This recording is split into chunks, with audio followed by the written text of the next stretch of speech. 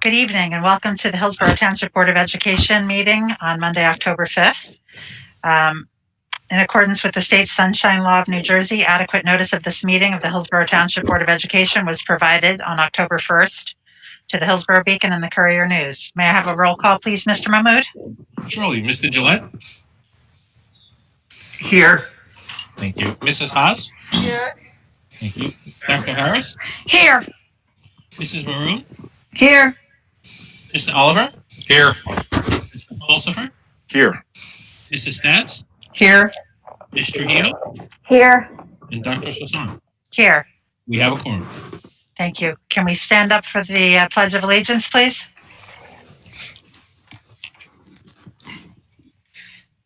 I pledge allegiance to the flag Of the United States of America and to the republic for which it stands, one nation, under God, indivisible, with liberty and justice for all.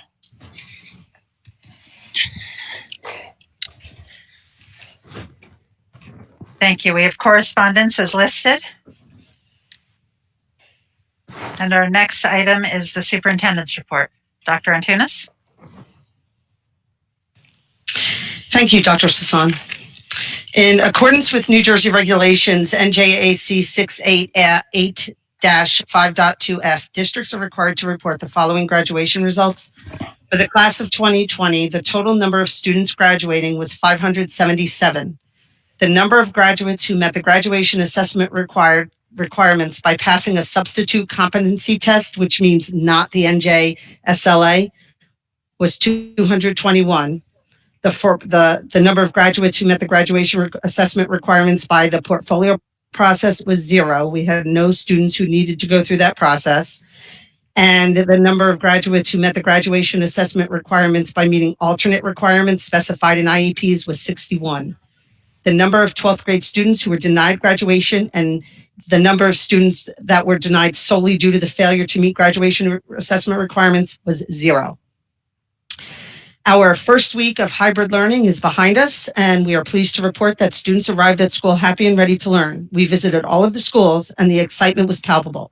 Our friends were smiling behind their masks, and their eyes were radiant. Staff seemed to be just as excited as they welcomed our hybrid students back into the classroom. On behalf of the administrative team and the board, I thanked parents, and I continue to thank parents for their patience and support as we move forward on the path to hybrid instruction.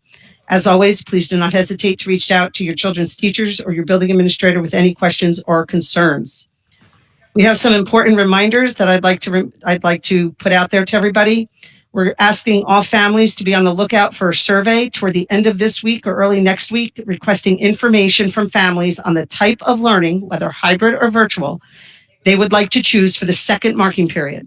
The second marking period runs from November 16th through February 1st. We anticipate at this time keeping the survey available for input up to 1 week. However, you need to please be sure to complete it in a timely manner, one survey for each student. In an effort to keep our staff and students safe, I would like to reiterate an important reminder to parents that you are required to confirm that your child or children are free of COVID-19 symptoms by using the daily universal screening tool sent out each day. Students will not be permitted to attend class until the screening is complete. If you have questions about this, please contact your child's principal. Our first football game was last Friday evening, and what a great night for football it was. The weather was perfect. We did win against Montgomery, and it was a great game. However, I want to remind everybody that any attendance at athletic events, we must be mindful of social distancing and maintain 6 feet at all times. Social distancing and wearing a mask are the best ways to mitigate the spread of the COVID-19 virus. And if physical distancing is not maintained, then we're going to need to curtail the number of spectators in attendance. We really don't want to do that. It's an exciting time to be watching the kids, watching the marching band, watching the cheerleaders. But if we cannot have spectators in attendance, if they will not adhere to physical distancing requirements. Everybody was wearing a mask though. I'm pleased to announce that upgrades to the track, tennis courts, and the D zone at Hillsborough High School are complete. and in-house events were able to start last week. With the exception of regulation track, we're completing the striping on the track. So once that's complete, it'll all be open, but it looks beautiful. Congratulations to Woodfern School third grader Gianna Liu. Gianna won the grand prize in the U.S. Department of Transportation's annual Road Safety Art Contest. The contest was open to all students in kindergarten through grade 6. The entries focused on educating passenger vehicle drivers, bicyclists, and pedestrians to coexist on the same roadways. As a grand prize winner, Gianna's entry will hang in the Federal Motor Carrier Safety Administration's headquarters in Washington, D.C., and will be featured in the 2021 Road Safety Art Calendar. Well done, Gianna. And finally, be on the lookout for information on the upcoming Hillsborough Education Foundation campaign, $10 for $10,000 campaign starting October 10th. Last year, the Hillsborough Education Foundation donated almost $10,000 to Hillsborough schools. Due to the pandemic, they have not been able to have a large fundraiser to replenish their funds. Therefore, the HEF is asking for families to make a $10 contribution from October 10th through November 10th to hopefully raise that $10,000. More information will be coming out about that very shortly. That is my report, Dr. Sasan. Thank you. Thank you, Dr. Antunes. Mr. Handler, can we put the link up for public comment, please? Thank you. So before we approve the minutes, I'm just going to read the public comment section, and then we'll give the public some time to record their comments before we get there. We very much welcome input from the public. During virtual board meetings, there will be one time during board meetings that the public is invited to submit and record questions or comments. Members of the public may comment about any item listed on tonight's agenda before the board votes, or may choose to discuss any topic. Tonight's option is to call in and leave a message on a recording that will be played for the board and public to hear. There is a 3-minute time limit per speaker. Before you submit and record your question or comment, we ask that you provide your name and address. Please understand that our virtual public forums are not structured as question and answer sessions, but rather are offered as opportunities to share your thoughts with the board. In instances where the board believes that there is a misunderstanding or inaccuracy, the board president or superintendent will address the comment. There may be times when a member of the public makes a comment or asks a question about personnel or hiring decisions. New Jersey statutes do not permit the board to discuss personnel issues in public session. So with that, we'll open the lines, but we will go back, and now we have 3 minutes for approval. The first is to approve the minutes from the September 14th regular meeting. Do I have a motion to approve those? So moved. Thank you, Mrs. Haas. Do I have a second? Second. Thank you, Mrs. Maroon. Any comments or questions? Seeing none. All in favor? Aye. Does anybody wish to abstain or vote no? Motion passes. Thank you. The next is to approve the minutes from the executive session that we held on September 21st, 2020. May I have a motion to approve those minutes? So moved. Thank you, Mr. Pulsifer and Mrs. Haas. Does anybody have any questions or comments on those? Seeing none. All in favor? Aye. Anybody opposed or abstaining? Motion passes. Thank you. The last is to approve the minutes from the September 21st regular meeting. Do I have a motion to approve those? So moved. Thank you, Dr. Harris. Do I have a second? Second. Thank you, Mrs. Maroon. Any questions or comments on those? Seeing none, all in favor? Aye. Anybody wish to abstain or vote no? Seeing Motion none? passes. Sorry, Roy. That's okay. Thank you, Mr. Mahmood. Okay, now we will turn to public session. Greg, did I see your? Yeah, I don't know if you had questions on the superintendent's report or comments while you're waiting for this. Certainly, please, yes. So, Dr. Antunes, you talked about a survey for intentions, I guess, of families for what their students would be doing maybe the second quarter. On that survey, are you going to have a question or opportunity just to gauge a result of how many children would like to go to school 4 days a week? We haven't developed it yet, so that's certainly something we can absolutely talk about as we develop it for this week. We just started developing it, so that's certainly an option, Mr. Gillette. And I asked that because at the previous meeting, at least a couple of us were thinking about the fact that we really planned for the schools, the safety aspects of the schools, we planned for 50% capacity, and many of the schools, especially the elementary schools, have much less, have like 25% capacity on most days. So there is some capacity there. So I think that would be a good question to ask if you can, if it can be done. Thank you very much. Thank you. Any other questions or comments from the superintendent's report? Otherwise, I'll start the public comment and we'll take board comment after. Okay, seeing none, I will. My name is Didier Jimenez at Gemini Drive in Hillsborough. Today is World Teachers Day, and I would like to thank all the teachers in Hillsborough and everybody else behind the scenes working together to make sure that we have a great environment now that we have mixed school sessions. So again, thank you, teachers, for everything you do. Today is your day. You still have a couple hours more, and I hope you get to relax and take it back for a bit. Thank you so much again. Bye. Thank you for that. Happy Teachers Day to all of the teachers.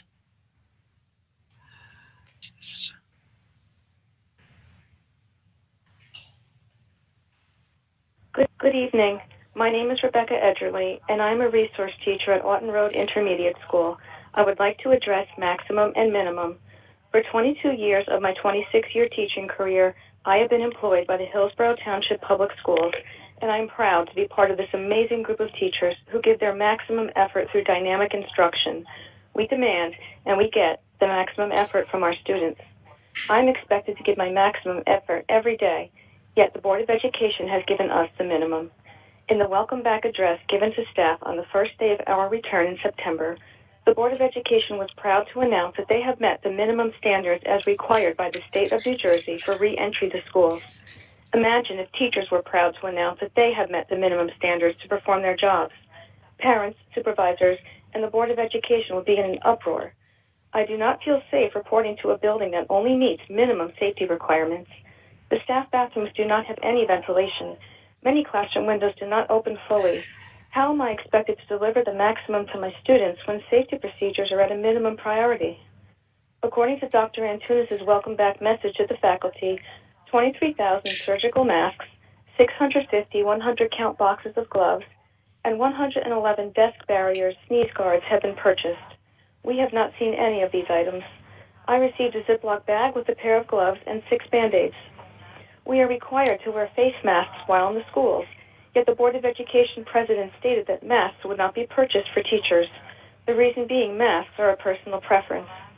She also stated masks only cost about $2 and are easily affordable. Please, let me know where to shop. The masks I purchased cost at least $13 each, and that was with a promo code. Again, maximum expectations and promises, yet minimum delivery. As teachers, we are being bombarded with new technology and programs every day to try with our students. There are a maximum amount of websites and platforms to use, which do benefit our students. However, as teachers, we are given the minimum amount of training in these programs. Watching a video on how to use a program is not a substitute for actual hands-on training, yet this is how we are trained more often than not. Our time is at a minimum to learn these programs to deliver the maximum to our students. Each day, delivering my maximum effort to my students, I have a sense of fear that I am in a building that has met minimum safety standards. Will I pay the maximum price, sacrificing my health or the health of my family? Thank you.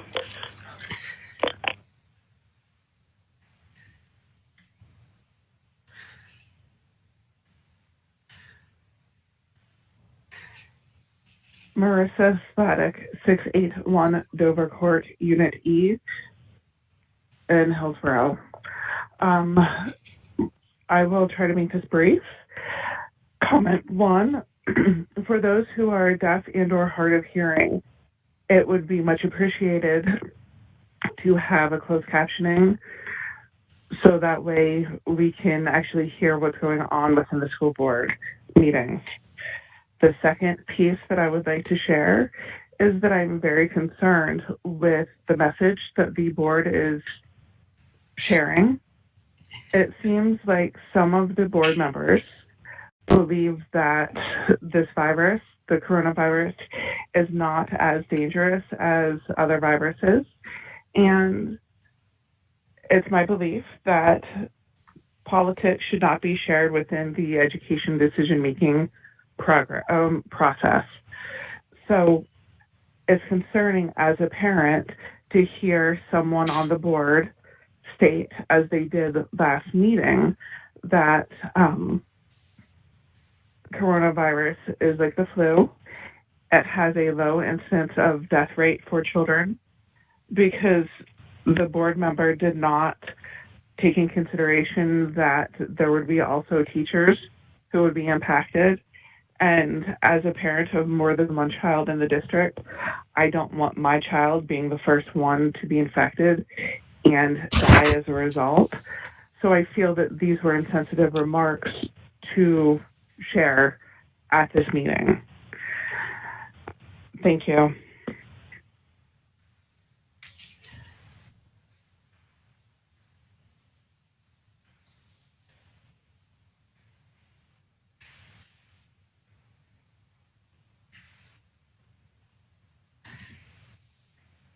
Good evening. This is Amy Salinger, sixth grade math teacher at Otten Road and Hillsborough Education Association treasurer.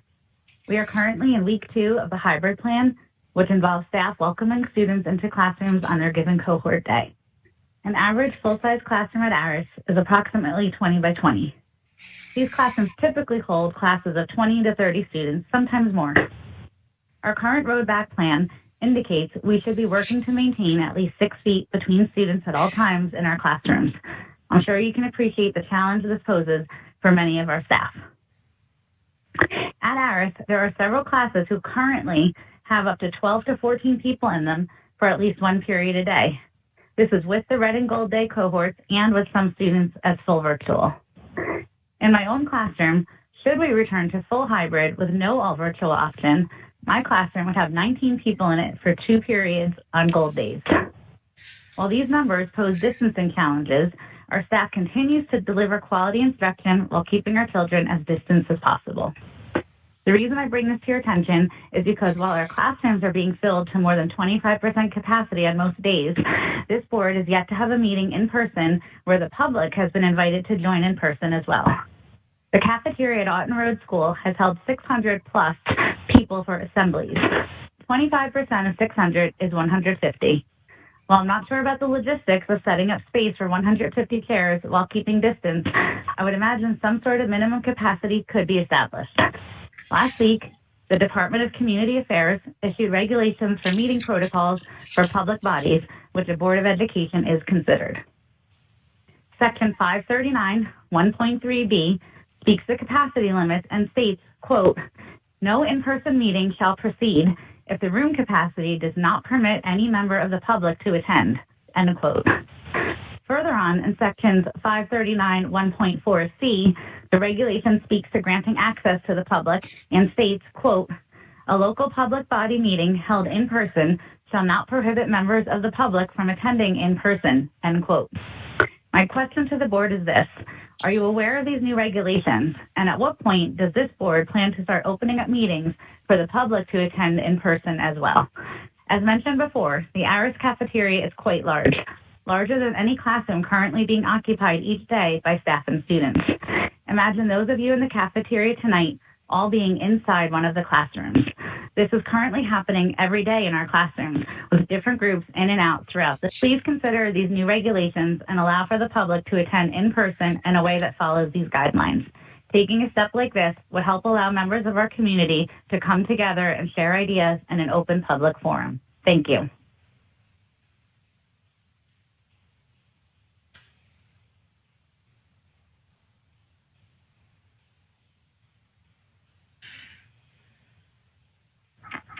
Henry Goodhue, Hillsborough Education Association. At previous board meetings, we have heard the board is encouraging the administration to accommodate documented employee medical needs. While the sentiment is nice, the reality is that this practice has yet to be seen by staff. In fact, with less than 72 hours notice, countless staff had accommodations revoked and were instructed to return. This callous backtracking not only caused disruption in the lives of numerous staff members, but also disrupted the education of countless students. After weeks of developing a dynamic with a trusted educator, parents and students were shocked to discover that they were going to have to abruptly transition, some for the third time this year. Others were told that they would keep the same teacher, but realized that this meant class sizes would dramatically increase in an environment that was already challenging enough for young learners. The learning of these students was further disrupted as staff shortages resulted in related arts and ASI teachers being pulled from critical roles to address the result of poor planning. Should students have ASI services disrupted or lose the benefit of library due to unwillingness to appropriately accommodate staff? As an educator, I am upset. As a parent, I am disgusted. In other areas, students and parents learned that highly qualified educators would be replaced by online modules. It's unfortunately ironic that the answer to refusing to accommodate virtual requests from staff means online classes for students that cannot offer the same experience. Beyond the obvious cost of students being deprived of high-quality educators, I question what the monetary one is. How much is board leadership willing to spend to prove that they're, quote, right? After a bit of research, it appears that the answer is upwards of $13,000 for online classes. Were we allowed to attend tonight's meeting in person, as required by the recent emergency regulations issued by the New Jersey Department of Community Affairs, I would ask the board if this cost is worth it. Is it responsible to disrupt students' education and spend thousands of dollars to prove a point? But because the board is choosing not to follow this guidance, I was not permitted to attend tonight's board meeting. When will the board follow the regulations set forth in NJAC 539 and provide the public access they are legally entitled to so our concerns can be appropriately addressed? Again, all of this could have been avoided. Contrary to what has been asserted, multiple requests to collaborate were discounted by the board and the administration. These decisions, the disruption to students' education, the disregard for continuity, and the actual costs are purely the board's to own. During a time when budgets are tight and funding is uncertain, your leadership is willing to spend tens of thousands of dollars to maintain a position rooted in ego, not education. Our students, our community, and our members all deserve better.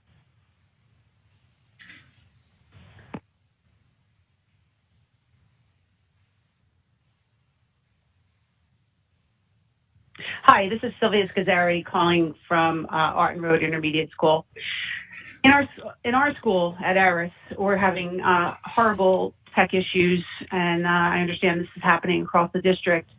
The lack of techs and teacher tech coaches is one of the things that we're having an issue with. There's just not enough tech and tech coaches. Currently, there's one tech and tech coach that services 3 schools.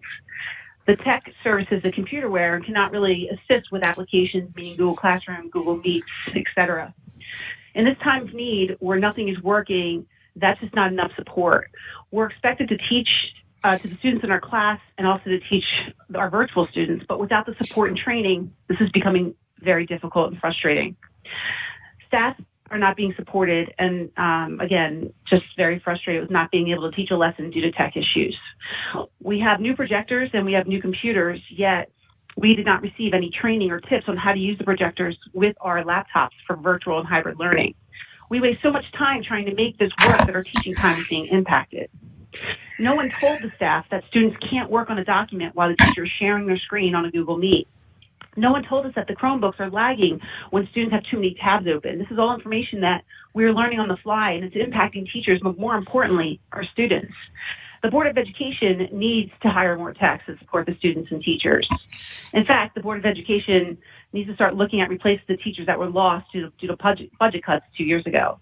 I currently, in my health and phys ed class, have 30 students in one class and 27 in others. We need another health and phys ed teacher hired at Eris. We're expected a full return in November, but I don't see how that's going to happen with the numbers we currently have. Schools just aren't made for social distancing. Where in the world am I going to put 30 students in a health room? The next point I want to make is with the Buildings and Grounds Committee. And I know, Mr. Gillette, that you head this. At Eris, the roof was replaced in some areas and repaired in some others. To date, the roof is still leaking. There are classrooms with stopping ceilings after a storm. The roof over the gyms was not replaced, but I understand was repaired. it is still leaking. Gym 1 is leaking. Gym 2 is leaking in 3 places. I encourage you to follow up with the contractors that did the work. They need to revisit the areas where the roof is still failing. Thank you.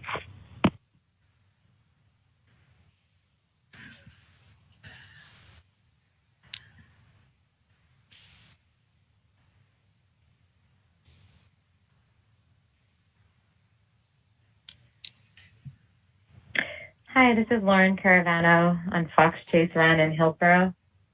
My daughters go to Amsterdam School, and we're calling in to express our disappointment about the recent decision to have all staff teach from the building and no longer be able to teach from home. Because of this, our youngest daughter's teacher had to take a childcare leave, and she now has a new teacher.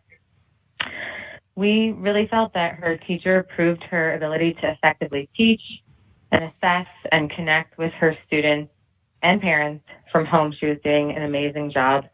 In our opinion, the location of where she delivered her lessons was not a factor of how effective she was, and we feel you're pulling away an amazing teacher from our daughter. We're disappointed as parents, as educators. We're both educators and public school supporters and community members. We did reach out to Mrs. Antunes and Mr. Callahan and the entire board a week ago, but haven't heard back. We're really hoping that you'll consider retracting this. We strongly feel that if you believed it was in the best interest of the staff and students to teach in school, then that should have been decided before the start of the school year. Before the start of the school year, we all made a decision for the entire first marking period, and that should have been true for the teachers too. If things needed to change for whatever reason come November, the second marking period, that's a different story. But to have this mid-marking period change has been really unfortunate. So we hope to hear back about our concerns this time. Thank you.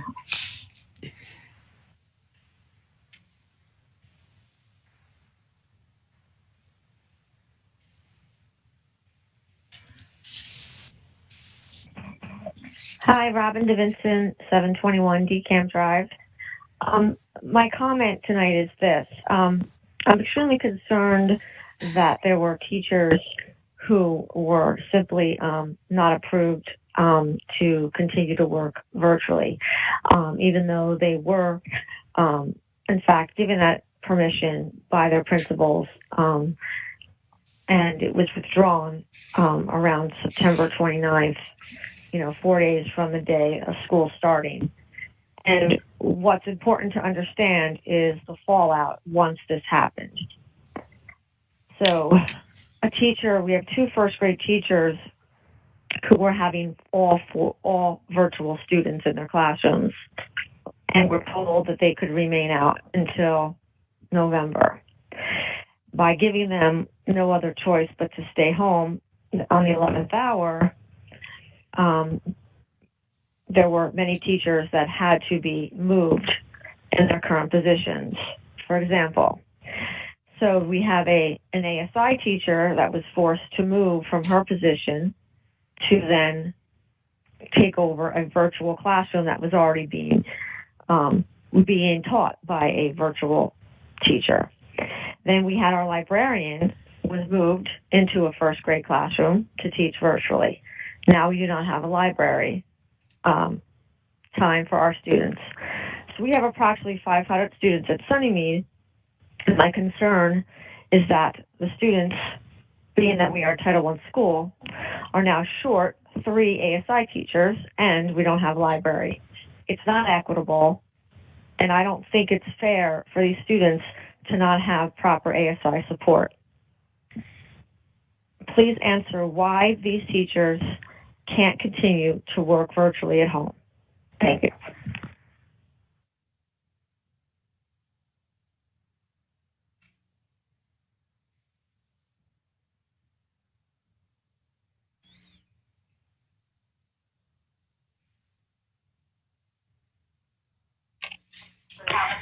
Hi, my name is Kate Manera. I live at 76 Farm Road, and I am calling because I wrote to Dr. Antunes and the Board of Education on September 24th regarding the staff change with Mrs. Menshu's first grade class at Sunnymead School. My daughter is a first grader there, and we were having a great time learning virtually with Mrs. Menshu, and we were abruptly told that she was denied a leave to stay home. Denied an accommodation to stay home and teach virtually to the virtual cohort that was created for her and the other teachers who were taking an accommodation to work from home. You know, these kids have gone through a lot last year, having their kindergarten year abruptly stopped due to the pandemic. And I look at the decision that was made by Dr. Antunes and the board about denying the continuation of her accommodation. So now we have the librarian who is covering her class. Therefore, there's no library happening because she can't do two jobs. This is just a decision that was made that is not in the best interest of the students. Everything we do as a district should be in the best interest of the students. We have teachers who are willing to continue working from home. What is the difference? There is no difference from a teacher working in a building to a cohort at home or coming into the building to teach that same cohort at home. You are disrupting these kids' education again because of some other agenda you have. We are rocking their worlds again. They can't take this much. They've acclimated to everything that's come their way, but how much are we going to ask of them? You know, it pained me to have to tell my daughter that her teacher was not going to be there again. It was only 15 days, but the impact that Mrs. Menshu had on these kids, you don't get very often, especially over a distance learning model. It was amazing. It was amazing. I have nothing negative to say about it, except for the fact that it was abruptly stopped, and now this kindergarten class was given another teacher. And now they're going to have their regular teacher, Mrs. Rizzoli, back in January. They're going to have 3 teachers by January. I mean, why are we doing this to the kids? It doesn't need to happen. You could easily get Mrs. Menshu back to stay on her accommodation, put Mrs. Castellano back at library, and these kids will have some kind of consistency where they haven't had it before. So I ask you to reconsider and give Mrs. Menshu the accommodation that she was already granted and then denied. Thank you.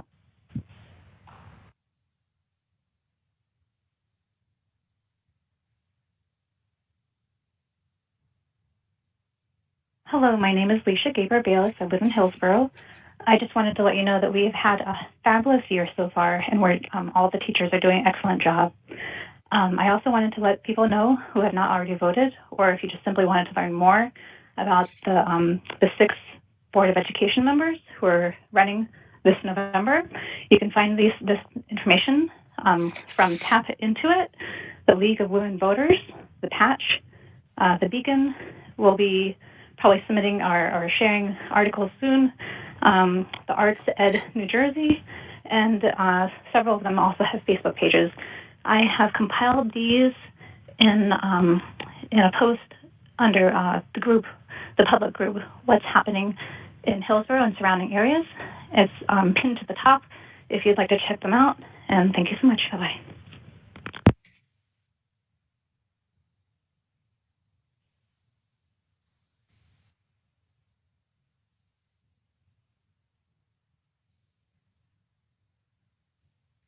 Christina Smith, Fox Chase Run, 2nd VP HEA. When I think about a new school year, the words exciting, energized, and motivated come to mind. Teachers are ready to start fresh and carry out their duties to the best of their abilities. After all, we're in the business of shaping minds and giving knowledge to children who will become the future generation in charge of the world.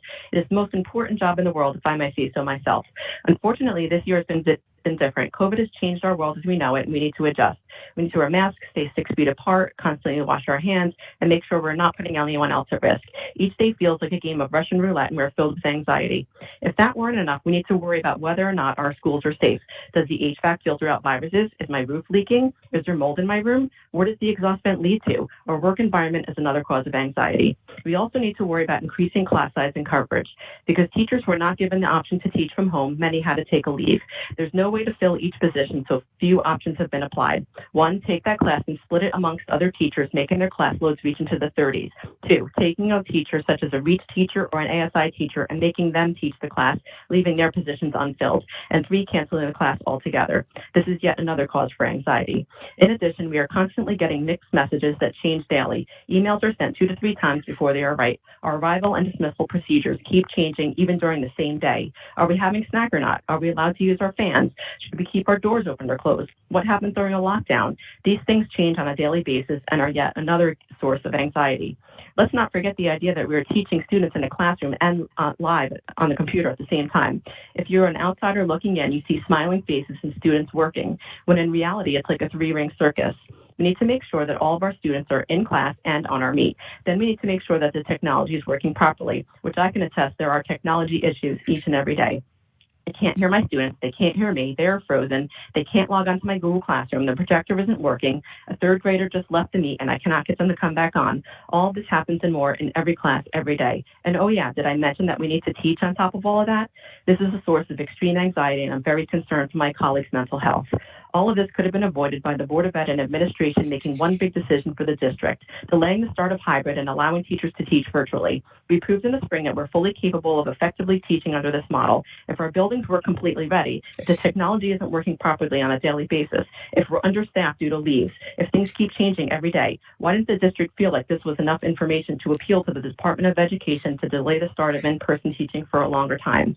I'm on the front line and I hear my colleagues crying for help and sharing their anxiety. I ask you, the Board of Ed administration, is this worth the mental anguish of your staff?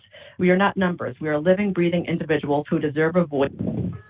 I beseech you to work collaboratively with the HEA as we bring frontline experiences to discussions about issues that cannot be seen by peering through windows. Thank you.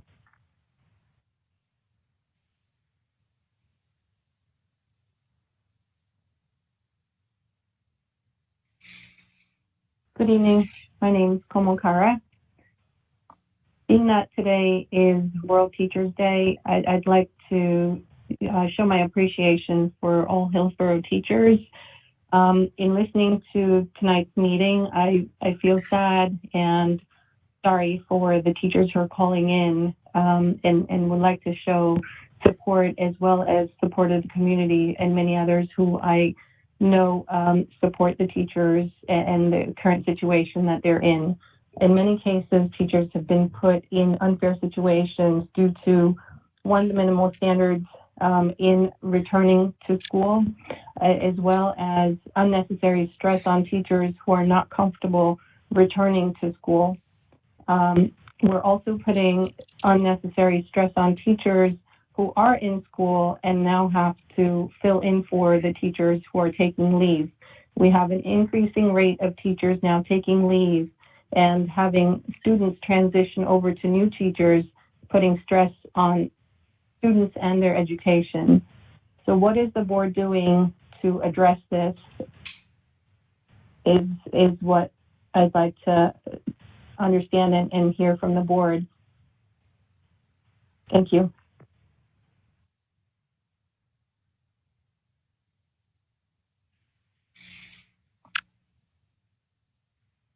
Okay.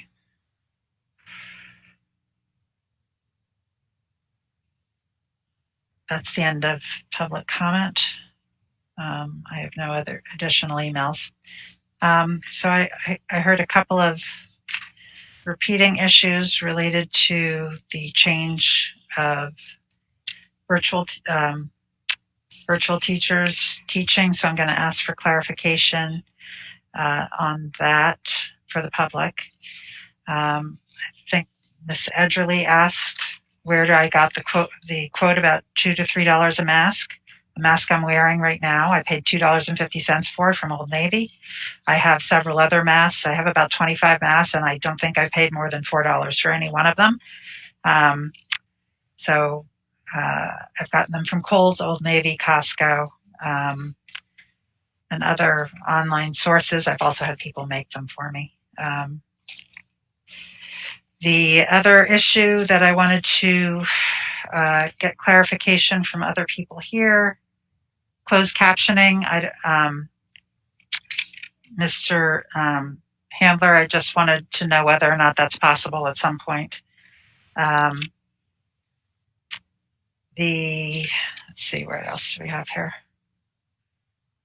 The issue from the New Jersey Department of Community Affairs, I hadn't heard that before, so thank you, Amy Salinger, for bringing that up. We'll look into it.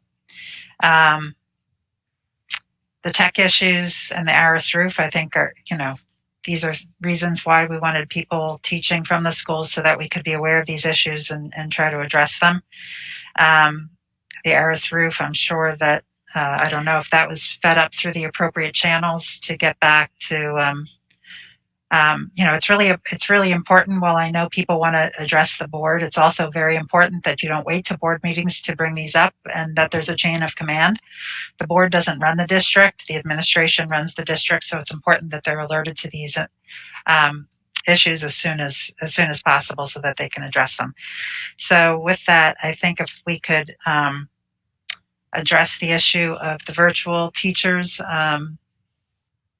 and the changes that took place with that. Dr. Antunes, do you want me to address that to Dr. Feltry, Mr. Callahan, or? What is your specific question? So my question is, what in fact happened there? That these that teachers who were teaching virtually, they were asked to come back in and start teaching when the hybrid model or the in-person learning started, correct? Correct. And that they didn't have, my understanding, and Mr. Callahan could clarify, my understanding is that they were having some, without getting into details for people's personal lives, some issues doing so, mostly childcare, and so they needed to take a leave to do so. Okay. I think it's important to note, perhaps, that from my understanding, there was a miscommunication from some principals to their staff, telling them that they were permitted to teach virtually for the whole first semester, when it really is a fairness issue of other teachers having to come in on September 29th, and that it was supposed to be a 3-week childcare leave. Is that in fact correct, Mr. Callahan?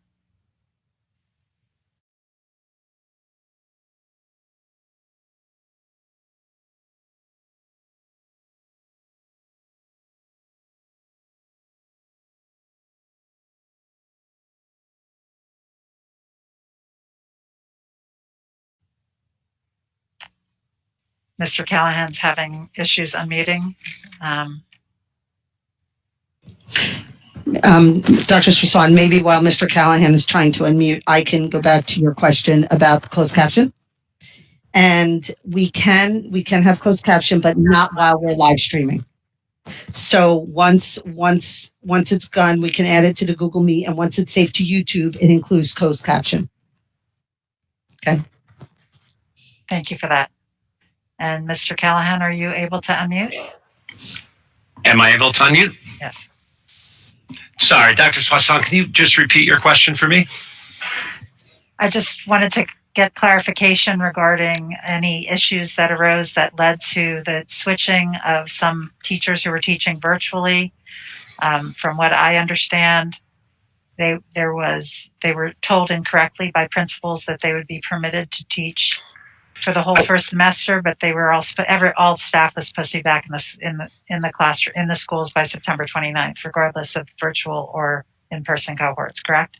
Sure. When the decision was made to delay the in-person hybrid model, that was communicated directly from the superintendent that there would be flexibility to allow staff members who had childcare needs to teach from home. The vision on that was to have that be taking place until September 29th when we were coming in for the hybrid model. We always anticipated that we would have some conflicts. I think there was some miscommunication, perhaps lack of understanding that led to a higher number of leave requests than we anticipated. However, we did open this, as you know, with a pretty successful transition to the hybrid model on the whole. Thank you. I think we've sort of, most of the issues were related to that, unless I didn't miss something. I'm opening up to board comment, please. Mr. Gillette. Yeah, so my question is related to the last issue you were just speaking about. So, and maybe Mr. Lapira has to comment on this. Can the board tonight vote to make an accommodation for some teachers to teach the rest of the quarter from home and have a cohort that's all virtual students? Well, I think, can you hear me? Yeah. Yes? Okay, great. I think like anything else, we primarily should certainly see whether or not that's the recommendation of the superintendent, right? In order to ensure that that any recommendations regarding personnel, hiring and firing and so forth and so on is made by the superintendent of schools. And then if that's a recommendation that is made, then the board can certainly vote on it. I think it probably is going to require some level of discussion and possibly homework, because that would be somewhat of a reversal of what the board, or at least what the administration has been doing in terms of addressing various requests, whether they're requests for accommodations, right, that are pursuant to the ADA, or whether they're requests for accommodations that are due to childcare issues or things of that nature. So there's some complexity to it. And I think that if that was a direction that the board wanted to go, I think it would have to be, reviewed and by the superintendent. So if I can, maybe I can clarify. So I understand that individual teachers may ask for accommodations that goes through a legal process with HR and sometimes with you as well, correct? Correct. Is there, so those are for accommodations for various reasons. We said childcare, there could be health accommodations. Sometimes, rarely could the accommodation be working from home.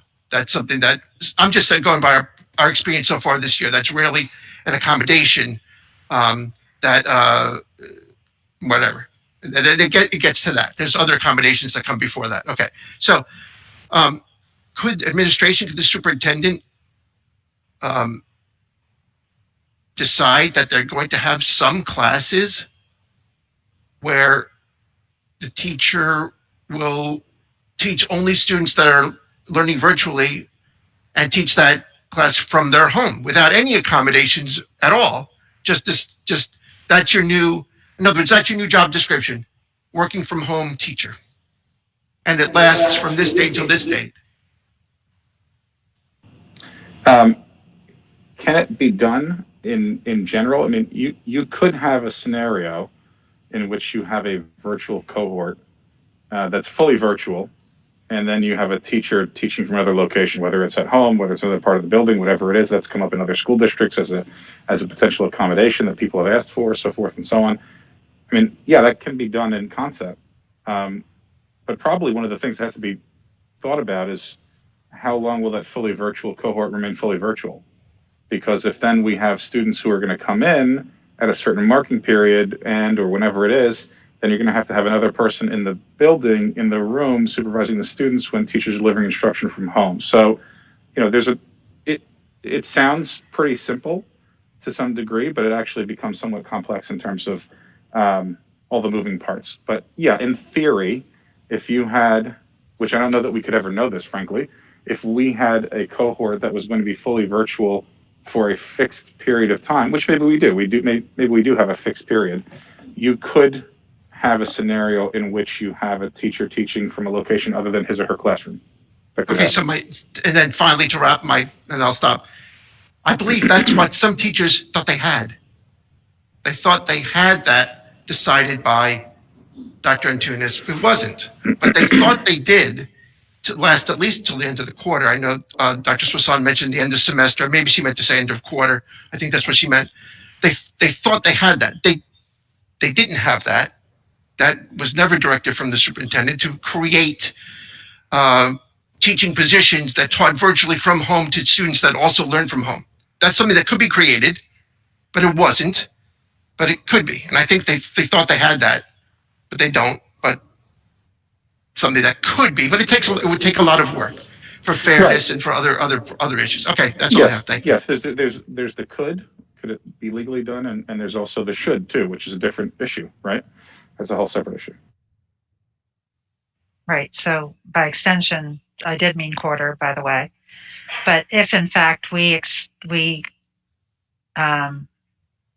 do a questionnaire, which I think Dr. Antunes had suggested she was in the process of doing, requesting what the second quarter would be for each family.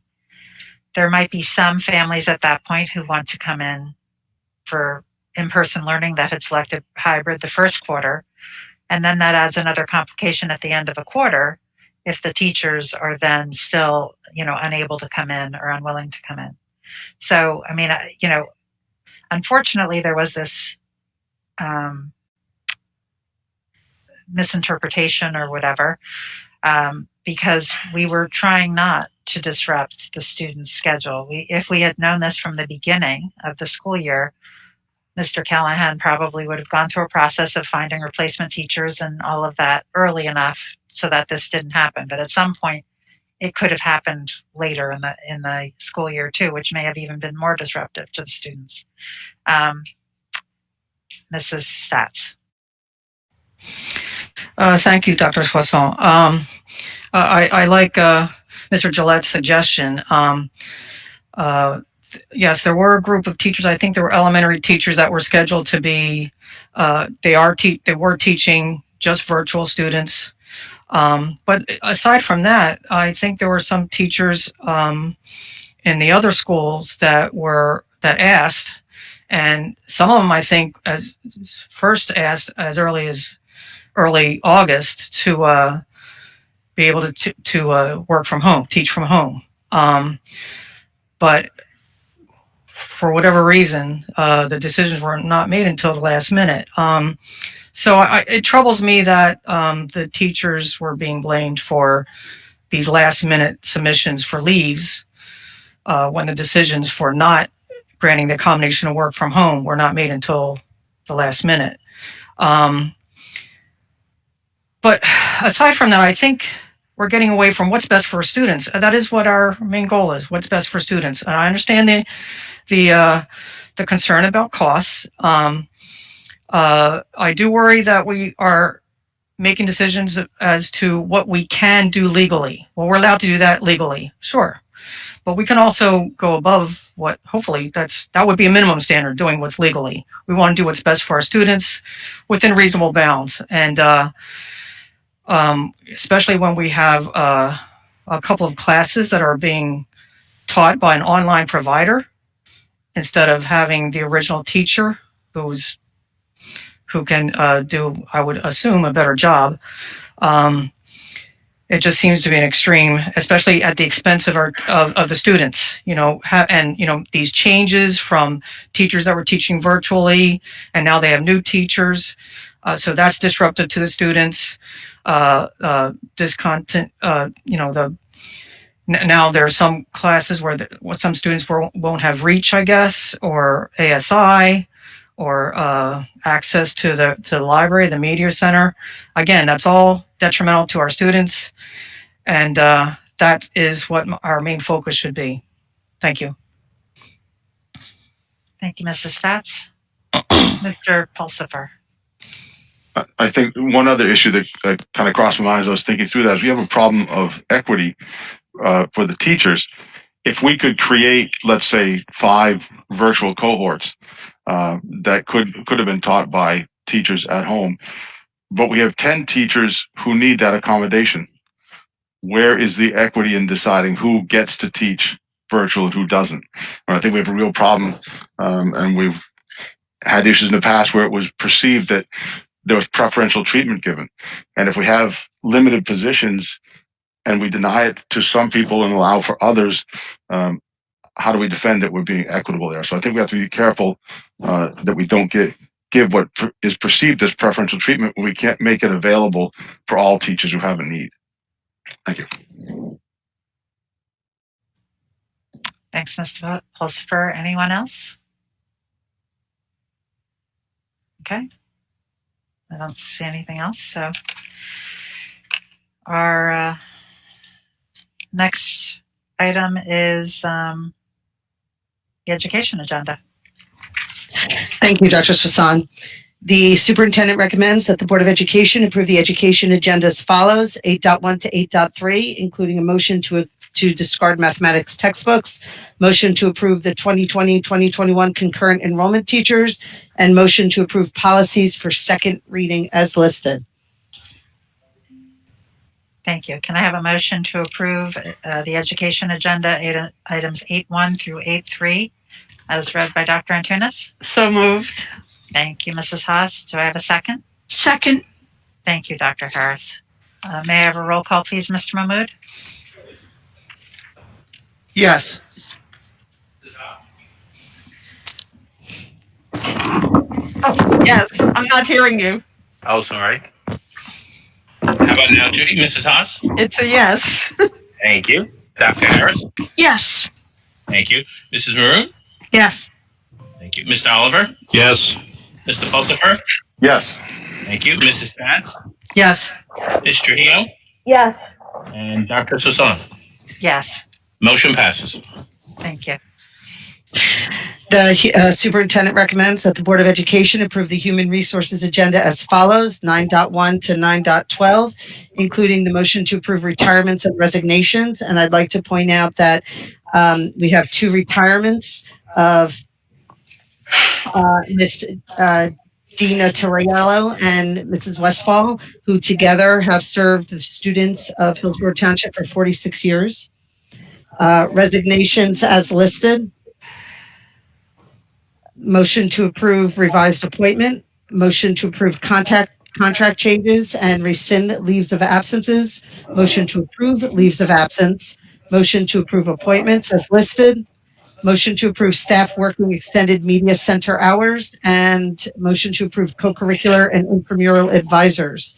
A motion to approve 6th and 7th period coverage, to approve some extra coverages and group changes as listed.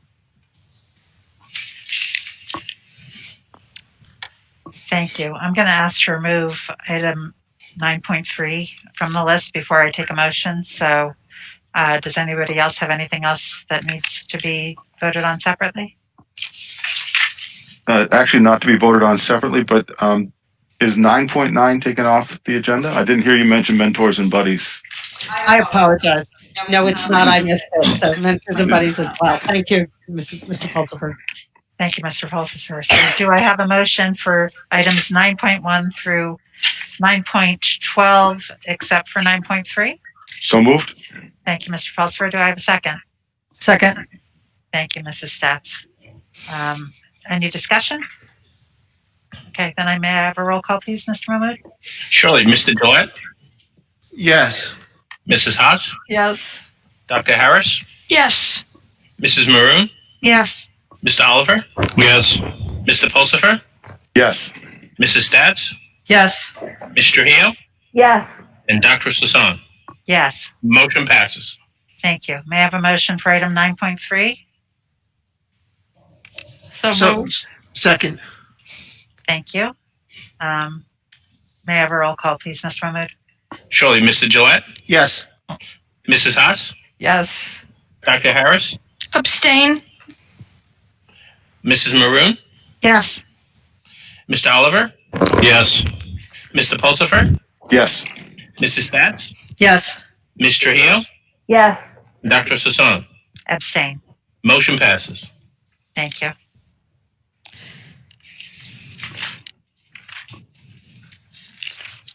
The superintendent recommends that the Board of Education approve operations agenda as follows: 10.1, which is the motion to approve submission of the comprehensive maintenance plan, and M1. So moved. Second.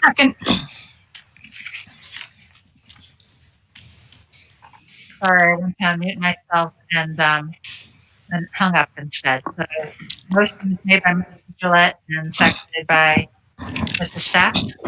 Yes. Okay, thank you. Mr. Gillette? do you Yeah, have a so comment? the comprehensive maintenance plan and M1, I was wondering if Mr. Mahmood could just tell us, those are legal documents that we have to file with the state, right? So could you just tell us what the purpose of those are for people that Sure. don't know? Sure, absolutely, Mr. Gillette. So the purpose behind those the document is to ensure that school districts allocate enough monies in these accounts that meet the minimum standard.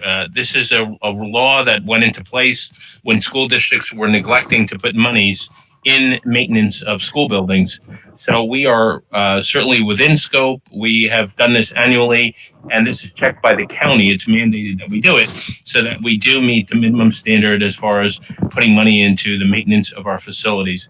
So it is legal, it is a requirement, and we have always complied with the law in terms of the minimum required. Thank you. No problem. Thank you for that clarification. Any other questions?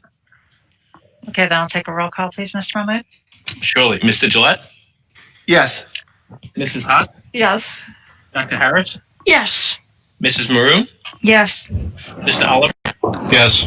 Mr. Pulsifer? Yes. Mrs. Stats? Yes. Ms. Trujillo? Yes. And Dr. Sasan? Yes. Motion passes. Great. I have informational items as listed. Is there any additional board comment before we adjourn? Mrs. Haas. Yes, I have a report from the Garden State Coalition of Schools meeting. I would like to say that the Garden State Coalition of Schools met on September 30th with Governor Murphy's Deputy Chief of Staff for Outreach, Deborah Kornavaca, as the guest speaker. She gave a brief update on the passage of the budget with a millionaire's tax. She stated that the governor's goal is to secure the middle class and help others move up to the middle class. Other goals were to secure the school funding formula and improve the state's credit rating. She reported that the state has good capacity now for COVID testing and tracing, and then she opened up for questions. Garden State Coalition members asked if this might be a good opportunity to look at some of the unfunded mandates from the previous administration and review some of those, and she was open to bringing back that discussion. Other questions were about removing election day polling from schools, an unclear memo that was circulated about in-person teacher evaluations, the need for data that matters and building a system to support that, and the need for rapid testing and tracing. Ms. Kornavaca said that some local health departments are reluctant to take on staff, but schools should be a priority, and she will look into that. Members thanked her for putting the mental health program back in the schools, back for the schools in the budget. Further discussion ensued about issues with the Christie administration's evaluation system for principals and administrators, which were not approved by the state BOE. Certification issues in areas where subject teachers are hard to find, and the decrease in teacher prep programs resulting in a thinner pool than ever before. It was mentioned by Betsy Ginsburg that reciprocity was now going through the state board, and that there's a new dashboard on the state website for school COVID incidents. Ms. Kornavaca complimented the group and said she was amazed that while everybody is in crisis mode, we're still thought partners on larger issues in the state. After she left the meeting, board members further discussed watching out for the return of Steve Sweeney's Path to Progress recommendations, including consolidation of school districts. Others discussed premature retirements of many superintendents due to COVID and the need for the appointment of a permanent commissioner of education to take place soon. Betsy highlighted that there will be increased funds for special ed aid. I don't know if you've heard that yet, Iman, about the special ed aid, but federal relief is still stalled in Congress. She expects that the coaches bill, which was pulled before, will come back, as would the Path to Progress reforms, even though nobody would welcome controversy at this time. Next month's meeting will have Dr. Maurice Elias as the guest speaker. He's the director of Rutgers Social, Emotional, and Character Development Lab. And he's a wonderful speaker that I heard many years ago at an NJSBA workshop, and his information is very important. And I saw also in a late memo today that he will be speaking on Wednesday at 1:00 at a Facebook Live event sponsored by the NJSBA, along with Bob Morrison from Arts Ed New Jersey. So I just wanted to pass that along. Thank you. Thank you, Mrs. Haas. Any other comments? Seeing none, can I take a motion to adjourn? So moved. Second. Thank you. All in favor? Aye.